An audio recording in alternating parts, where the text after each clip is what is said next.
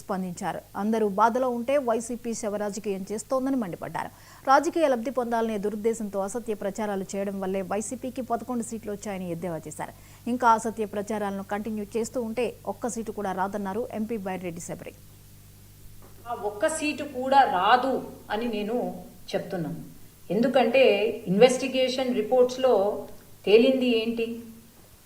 వాళ్ళు ఎవరైతే ఉన్నారో, బైక్లో వచ్చిన పిల్లలు ఎవరైతే ఉన్నారో వాళ్ళు పర్చేస్ చేసింది, మందు కొనుగోలు చేసింది ఒక లైసెన్స్డ్ వైన్ షాప్లో, పెద్ద టేకూరు దగ్గర రేణుకా ఎల్లమ్మ వైన్ షాప్ అని లైసెన్స్డ్ వైన్ షాప్.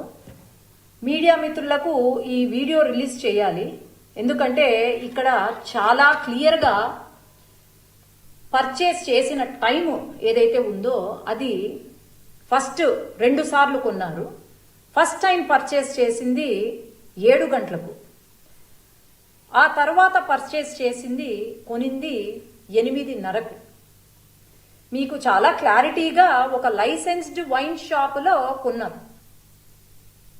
మరి ఎందుకండి ఎవరిని నమ్మించడానికని చెప్పి ఇంకా బాధలో కూడా ఇంకా మర్చిపోలేకుండా ఉండక ముందే మీరు శవ రాజకీయాలు చేసుకుంటూ తప్పుడు సమాచారాలు ఇచ్చుకుంటూ ఉంటే నిజంగా జగన్ గారు కానీ